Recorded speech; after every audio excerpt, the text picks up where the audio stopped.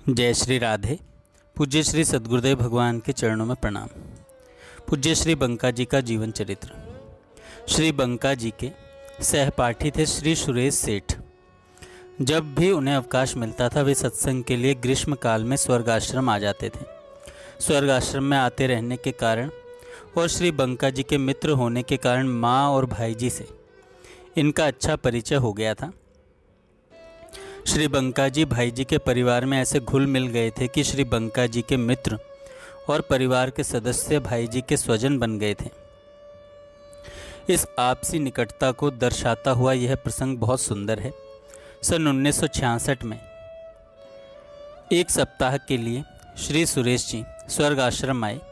एक कमरे में सामान रखकर तुरंत ही माँ और भाई जी को प्रणाम करने के लिए चल पड़े। साथ में श्री बंका जी भी थे। पूज्य श्री भाई जी डालमिया कोठी के अपने कमरे में बैठे थे और वे पैड पर कुछ लिख रहे थे। कमरे में प्रवेश करते ही श्री सुरेश जी ने प्रणाम किया। भाई जी ने कुशल क्षेम पूछी, अच्छे तो हैं? श्री सुरेश जी ने प्रसन्न वाणी में कहा, जी आपकी कृपा है। भाई जी ने फिर पूछा, कब आए? श्री सुरेश जी ने विनम्र उत्तर दिया, अभी अभी सीधे ही चला आ रहा हूँ। श्री बंका जी भी वहाँ बैठे थे। भाई जी ने उनसे पूछा, अपने मित्र को कुछ जलपान करवाया या नहीं? श्री बंका जी के द्वारा नकारात्मक उत्तर पाकर तुरंत आदेश हुआ, जाओ पहले इन्हें जलपान कराओ।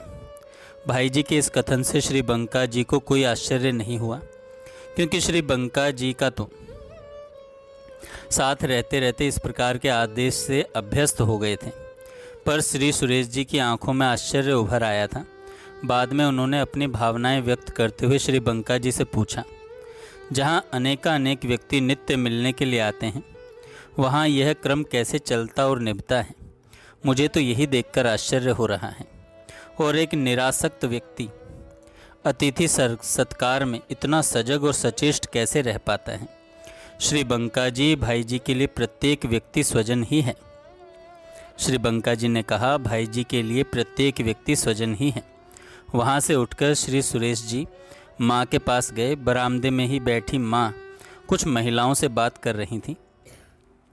चरण स्पर्श करके सुरेश जी ने माँ को प्रणाम किया।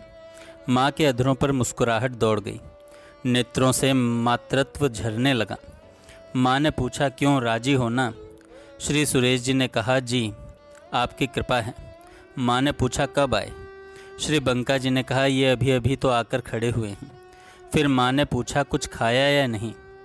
श्री सुरेश जी के लिए तुरंत जलपान की व्यवस्था हो गई। वे स्वर्ग आश्रम में एक सप्ताह ठहरे और श्री बंका जी के साथ साथ सप्ताह भर तक उनका भोजन श्री भाई जी के चौके में होता रहा। परिवार के एक सदस्य की भांति गंगा जी का स्नान, संतों का समागम, बाबूजी का प्रवचन, परस्पर में सच चर्चा आदि में एक सप्ताह कैसे निकल गया कुछ पता ही नहीं चला। अब वापस जाने का दिन आ पहुंचा। स्वर्ग आश्रम से प्रस्थान करने के पूर्व श्री सुरेश जी माँ, भाई जी और बाबा से विदाई लेने के लिए गए।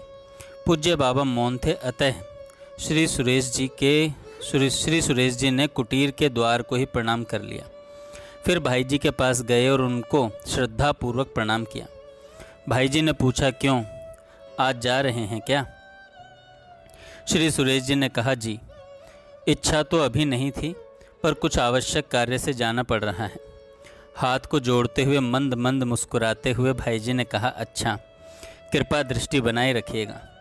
इन विनम्र शब्दों को सुनते ही श्री सुरेश जी भीतर ही भीतर गड़ गए। मन ही मन कहने लगे कि जो शब्द मुझे कहने चाहिए थे वे शब्द भाई जी कह रहे हैं और मुझ साधारण व्यक्ति से कह रहे हैं। यह क्या विचित्रता है। वे पुनः सोचने लगे कि संत के जिन लक्षणों की तथा विनम्रता की चर्चा प्रवचन में सुनने को मिलती थी उसकी प्रत्यक्ष झांकी भाई जी के जीवन में देखने को मिल रही है। इतने में श्री बंका जी को आदेश मिला, जाओ इन्हें पहुंचा आओ। आशीर्वाद पाकर श्री सुरेश जी वहां से उठ खड़े हुए। भाई जी से विदाई लेकर सुरेश जी माँ के पास गए। माँ आंगन में ही किसी कार्य से खड़ी थी। माँ के सामने श्री सुरेश जी हाथ जोड़कर खड़े हुए और उन्होंने विनम्र शब्दों में निवेदन किया, माँ चलने के लिए आज्ञा दीजिए। माँ ने पूछा, अरे अभी जा रहे हैं क्या? श्री सुरेश जी ने संक्षिप्त उत्तर दिया, जी कुछ आवश्यक कार्य है, इसी से अभी जाना है। माँ ने पूछा, आपकी माताजी कहाँ हैं? श्री सुरेश जी क्या उत्तर देते। उनकी अपनी माँ का देहांत तो बहुत पहले शिशु अवस्था में ही हो चुका था, परंतु उन्हीं में माँ का वात्सल्य देखकर उन्होंने तुरंत कहा, आप मेरी माँ हैं ना? मेरे मित्र राधे श्याम की माँ भी तो आप ही हैं। आज से मेरी भी माँ आप ही हैं। उनके इस उत्तर से माँ ने सारी वस्तु स्थिति को समझ लिया और करुणा से उनका हृदय गदगद हो गया। इतने में माँ ने एक महिला को रोली, चावल, फल लाने का संकेत किया, पर इस संकेत को श्री सुरेश जी समझ नहीं सके। श्री सुरेश जी को क्या पता था कि माँ उन्हें उसी प्रकार विदाई देने वाली हैं जैसे परिवार के एक सदस्य को दी जाती है। श्री सुरेश जी के भाल पर माँ ने रोली का तिलक किया, चावल लगाया और हाथ में 2 बढ़िया पके आम दिए।